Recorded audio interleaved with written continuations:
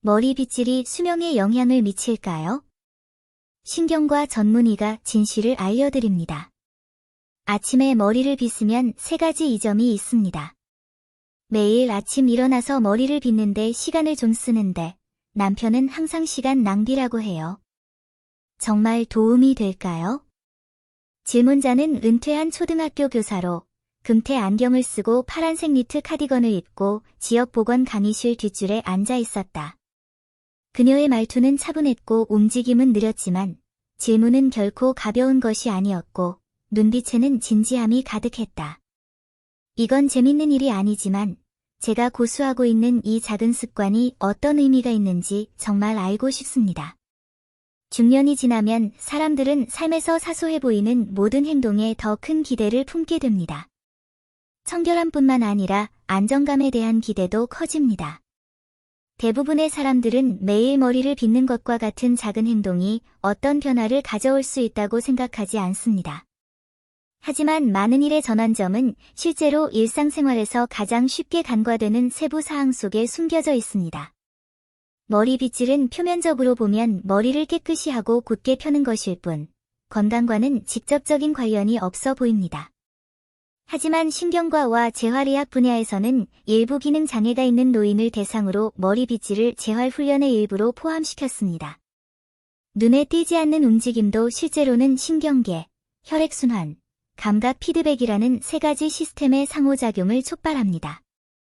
많은 사람들은 두피가 신체 전체에서 말초, 신경종말이 가장 밀집되어 있는 부위 중 하나라는 사실을 모릅니다.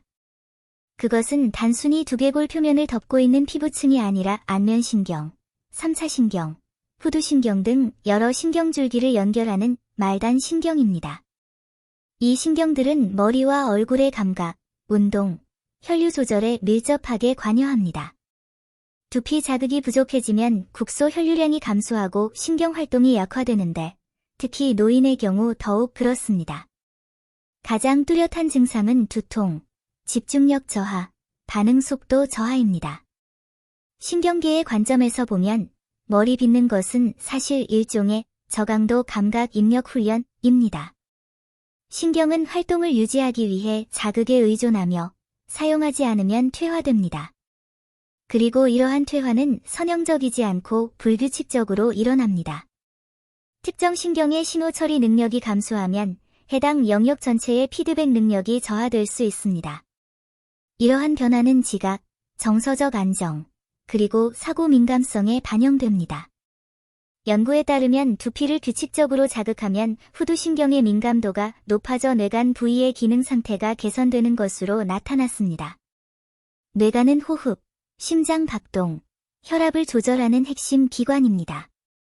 뇌간의 안정성은 인체 전체의 기본적인 작동 리듬과 관련이 있습니다.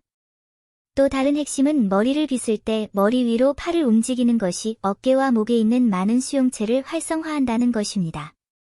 이러한 움직임은 생체역학적으로 상지교차 활동으로 분류되며 손해, 전정계, 심부 감각 회로를 동시에 활성화할 수 있습니다. 이러한 부위는 머리카락을 직접적으로 담당하는 것은 아니지만 신체의 조정, 균형, 공간적 위치와 직접적으로 관련이 있습니다. 이러한 자극이 부족하면 불안정한 보행, 넘어짐 위험, 인지 기능 저하와 같은 문제가 빨리 발생할 수 있습니다. 외국의 재활 연구자들은 감각운동 경로를 깨우기 위해 편마비 재활의 예비훈련에 이와 유사한 머리빗질 동작을 통합했습니다. 순환계 관점에서 볼 때 머리의 혈관은 말단 혈관이며 치부순환이 없습니다. 특정 부위로의 혈액 공급이 감소하면 다른 경로를 통해 이를 보충하기 어렵습니다. 머리빗질은 자율적인 작동과 지속적인 자극을 통해 두피 미세순환을 개선할 수 있는 몇 안 되는 방법 중 하나입니다. 걷기나 스트레칭과 같은 간단한 운동에 비해 머리 빗기는 방향, 촉각적 입력, 힘의 변화 측면에서 더 복잡하며 모세혈관의 자극이 더 집중적입니다. 데이터에 따르면 아침에 5분 이상 머리를 빗는 사람들은 머리를 빗지 않는 대조군에 비해 이마와 후두부 피부 온도가 유의미하게 더 높게 상승하는 것으로 나타났습니다. 체온 상승은 혈류 개선을 간접적으로 나타내는 지표입니다. 65세 이상 노인의 뇌 기능을 추적한 연구에 따르면 정기적으로 머리를 빗은 사람들은 3년 동안 회백질 부피 감소가 9.3% 감소했습니다. 이 수치는 매우 중요합니다. 회백질 감소는 알츠하이머병의 초기 증상 중 하나이며 뇌 영역이 활동적일수록 위축이 더디게 진행됩니다. 겉보기에 간단해 보이는 행동이라도 규칙적이고 반복적이며 통제 가능하다면 체계적인 변화를 가져올 수 있습니다. 생리적 리듬은 이러한 반복적인 작은 신호를 통해 유지됩니다. 머리를 빗는 것은 전형적인 행동 신호입니다. 그리고 쉽게 간과되는 또 다른 이점이 있는데 바로 리듬감입니다. 아침에 일어난 후 리듬감 있고 방향감 있는 움직임을 할 수 있다면 전체 신경계의 활성화 수준을 조절하는 데 도움이 될 수 있습니다. 낮 동안의 각성 상태는 아침에 일어나는 과정에 의해 결정됩니다. 머리를 빗는 리드미컬한 자극은 대뇌 피질이 각성 스위치를 활성화하는 데 중요한 역할을 할 수 있습니다. 이 운동은 아침 운동과는 다른 효과를 보입니다. 심폐지구력에 의존하지 않고 야외 활동이 필요하지 않습니다. 특히 집에서 생활하는 중장년층에게 매우 적합합니다. 우리가 나이가 들면서 기억력 감퇴, 수면 장애, 반응 속도 저하 등 신체 기능의 상당수가 우리의 통제를 벗어나기 시작합니다. 사람들은 점차 무력감을 느끼고 자신의 몸을 더 이상 통제할 수 없다고 느끼게 됩니다. 이러한 심리적 상태는 인지 기능 저하를 더욱 심화시킵니다.